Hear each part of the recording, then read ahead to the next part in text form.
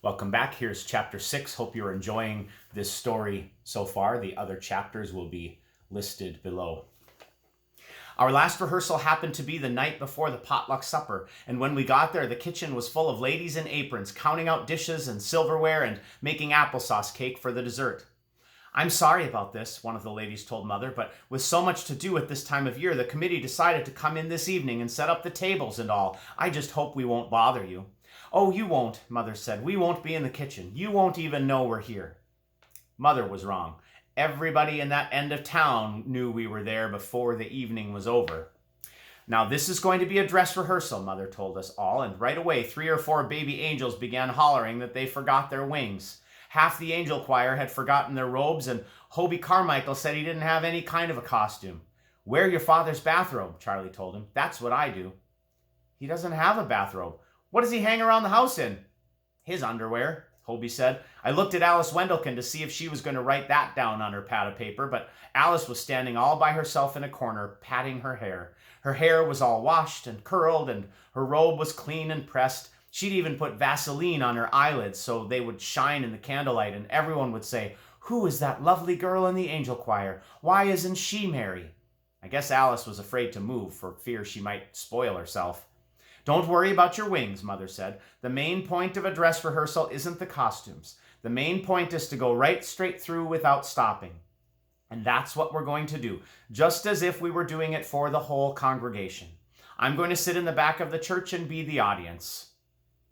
But it didn't work that way. The baby angels came in at the wrong place and had to go back out again, and a whole gang of shepherds didn't come in at all for fear of Gladys. Imogene couldn't find the baby Jesus doll and wrapped up a great big memorial flower urn in the blanket and then dropped it on Ralph's foot.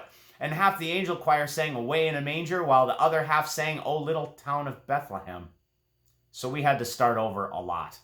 "I've got the baby here," Imogene barked at the wise men. "Don't touch him. I named him Jesus." "No, no, no," Mother came flying up the aisle. "Now, Imogene, you know you're not supposed to say anything. Nobody says anything in our pageant except the angel of the Lord and the choir singing carols. Mary and Joseph and the wise men make a lovely picture for us to look at while we think about Christmas and what it means." I guess Mother had to say things like that, even though everybody knew it was a big lie. The Herdmans didn't look like anything out of the Bible, more like trick or treat. Imogene even had on great big gold earrings and she wouldn't take them off. "Now, Imogene," Mother said, "you know Mary didn't wear earrings." "I have to wear these," Imogene said. "Why is that?" "I got my ears pierced, and if I don't keep something in them, they'll grow together."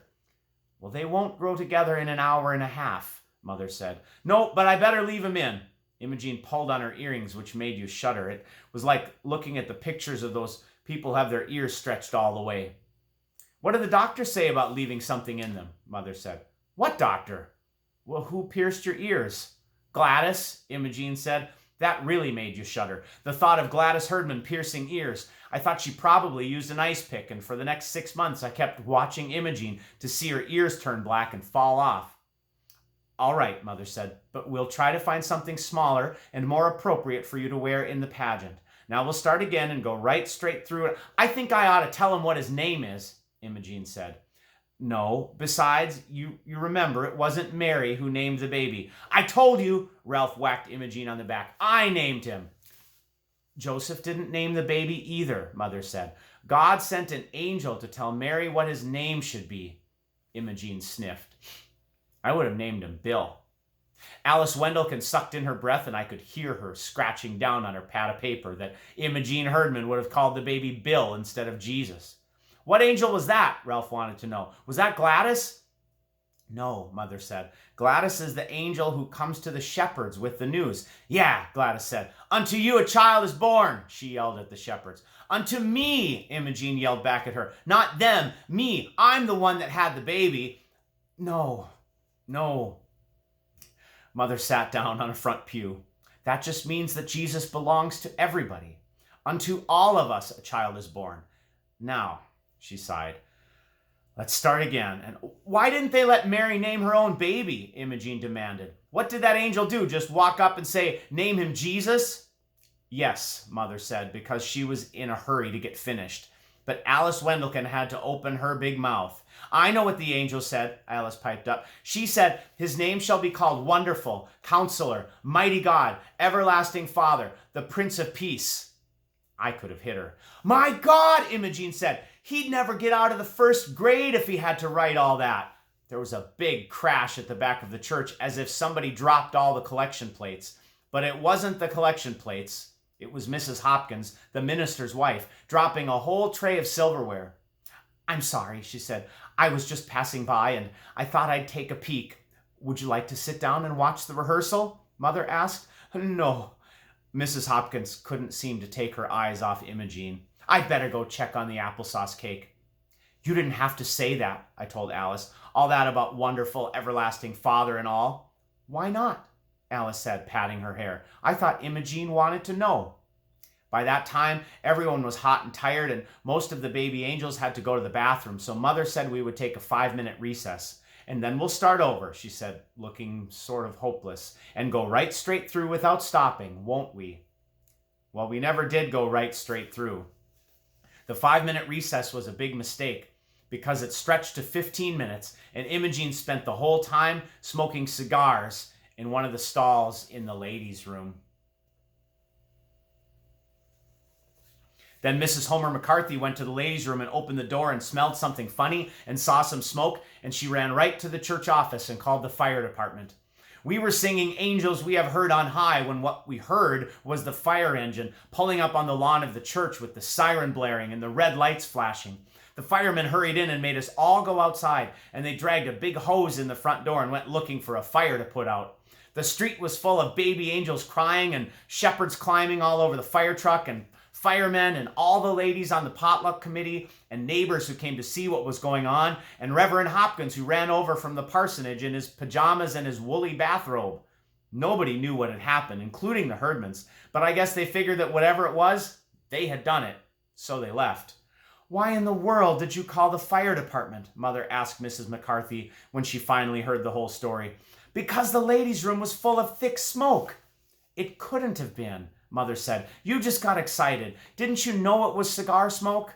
Mrs. McCarthy stared at her. No, I didn't. I don't expect to find cigar smoke in the ladies' room of the church. She whirled around and marched back to the kitchen.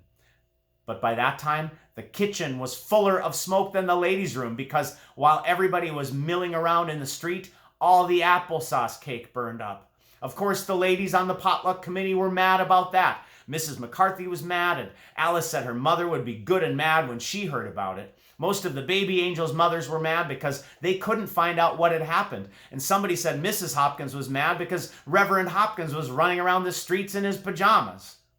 It turned out to be the one great big sinful thing Alice kept hoping for. Mrs. Wendelken read Alice's notes, got on the telephone that very night and called up everybody she could think of in the Ladies' Aid and the Women's Society. And she called most of the flower committee and all the Sunday school teachers and Reverend Hopkins. And Reverend Hopkins came to see Mother. I can't make head or tail of it, he said. Some people say they set fire to the ladies' room. Some people say they set fire to the kitchen. One lady told me that Imogene threw a flower pot at Ralph. Mrs. Wendelken says all they do is talk about underwear. That was Hobie Carmichael, Mother said, talking about underwear. And they didn't set fire to anything. The only fire was in the kitchen where the potluck committee let their applesauce cake burn up. Well, Reverend Hopkins looked unhappy. The whole church is in an uproar. Do you think we should call off the pageant? Certainly not, Mother said. By that time, she was mad too. Why, it's going to be the best Christmas pageant we've ever had. Of all the lies she's told so far, that was the biggest. But you had to admire her. Maybe so, Reverend Hopkins said. I'm just afraid that no one will come to see it. But he was wrong. Everybody came to see what the Herdmans would do. One chapter left. We'll release that next Thursday, Christmas Eve morning. Hope you are enjoying our story. A blessed and Merry Christmas to all of you. Until we meet again, be well, friends. Peace.